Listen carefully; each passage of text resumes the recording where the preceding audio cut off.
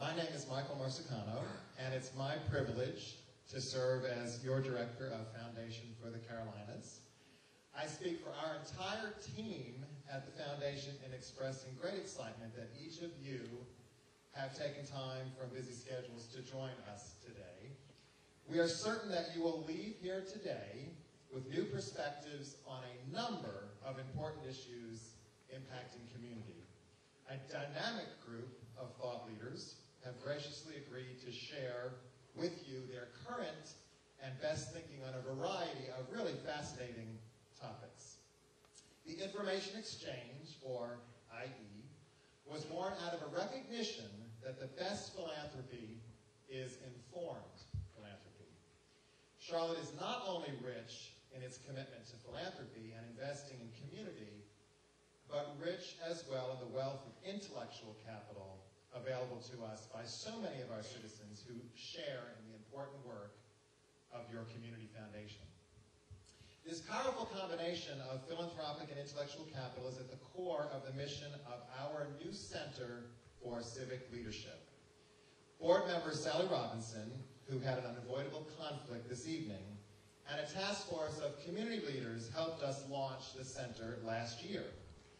And the purpose of the center is to bring folks together in a neutral and a nurturing environment where they can grapple with complex issues and help forge community-wide consensus on solutions for some of our most pressing challenges. This Center for Civic Leadership serves as a vehicle for civic engagement through which the public, private, and nonprofit sectors can share information, explore ideas, identify levers for change, and create a common agenda for the future. And I'm thrilled so many of the donors to the Center for Civic Leadership are here with us today. We thank you for your vote of confidence in the Foundation's multifaceted role as convener, catalyst, facilitator, and broker. To date, 135 families have committed to the Center, and I hope that many more of you will see the merits of this effort and find your way to join us as donors in helping us move the work forward. Civic leadership is the process of identifying key issues with impact, informing and engaging citizens, and getting those solutions. While we have now provided a formal structure for this work, with the creation of the Center, civic leadership and community engagement are certainly not new to our work plan, and many of you know that. You may recall our large-scale effort to develop a new management and governance model for our schools with the CMS Task Force. The new cultural campus we occupy at this very moment for the first time today is as a result of the Foundation's civic leadership in partnership with the Arts and Science Council and many others. And another pre-Center for Civic Leadership initiative was the United Agenda for Children, which has resulted now in a new purpose and vision for the Council on Children's Rights, among other notable achievements like expanding the number of nurses in our school system to help our children in need of health care. These are just 3 examples of our history in moving forward in important community events and activities before the Center was formally launched.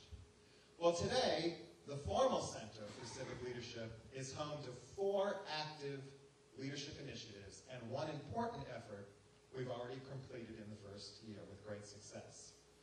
We opened and closed the Critical Need Response Fund in record time to help folks meet the needs of our neighbors in dire circumstances this past winter.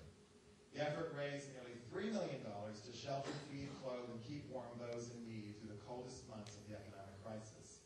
5 counties opened critical need response funds in our service area.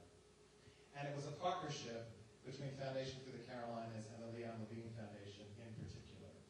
This unprecedented partnership was hugely successful, and I think a harbinger of civic leadership that will follow.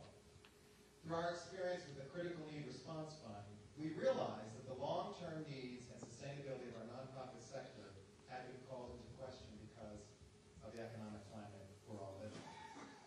Using the civic leadership model, the Foundation acted again, and we are bringing together Charlotte's philanthropic community to establish a new program recently announced, dedicated to providing nonprofit agencies with support for strategic transformations, innovative service models, collaborations, partnerships, and while some are calling me Merger Mania Mike, mergers as well.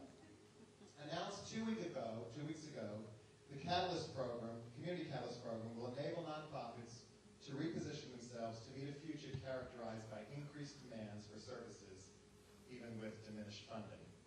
This is an extraordinary effort.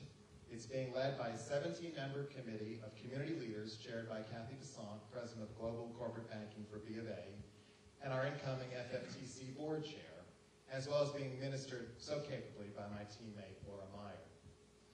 We stand side by side this effort with our partners at the Arts and Science Council in the United Way, and the Foundation will provide technical and administrative assistance to the grant-making portion of the program, including providing support for the Community Catalyst Committee in making its funding decisions. As we did with the Critical Need Response Fund, the Foundation will absorb all the costs associated with the administration of the fund. We can do this in part because of your generosity in supporting the Center for Civic Leadership. To fund this effort, a number of leading foundations have stepped forward. Again, the Leon Levine Foundation as the angel investor with a $1 million challenge gift. We are planning to raise $4 million to match that, and the funds are coming in.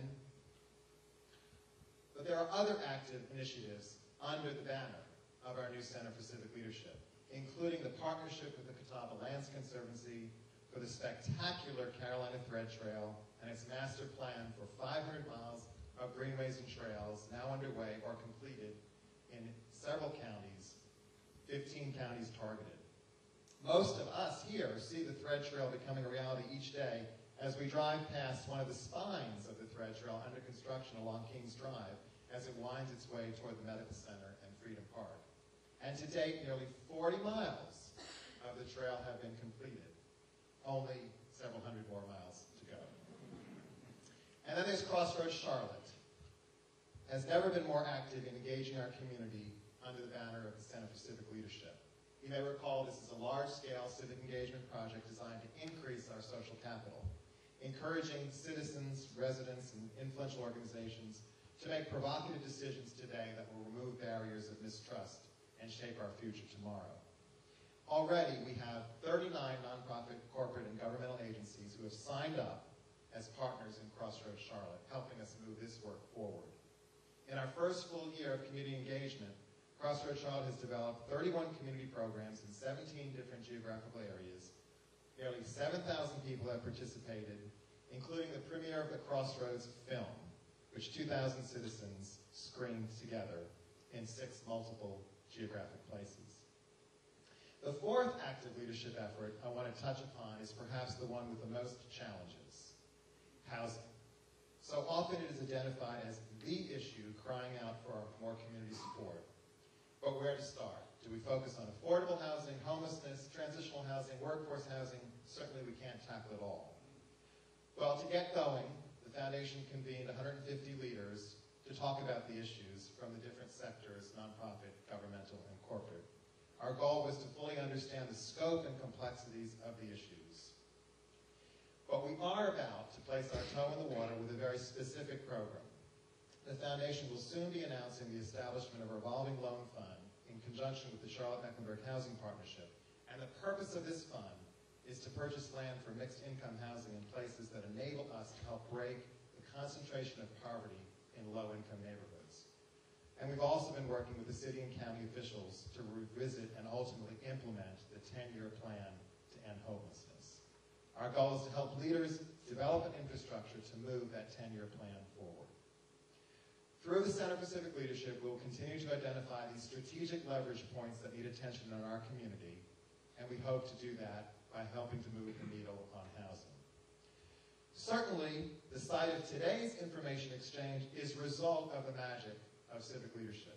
We would not be here in this building or looking out at the vibrant arts campus that surrounds us if not for the powerful coalition of corporate, civic, governmental, and nonprofit sectors which realize the vision for this part of our community.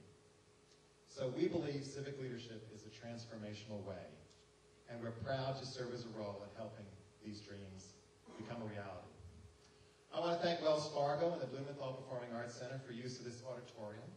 I think it's the first time it's been used. And the Night Theater. Together they provided us with this wonderful space to host the event. When the opportunity to bring the information exchange here was offered to us, I elected the chance to do so, there could be no more appropriate venue to celebrate the collective power of community through civic leadership.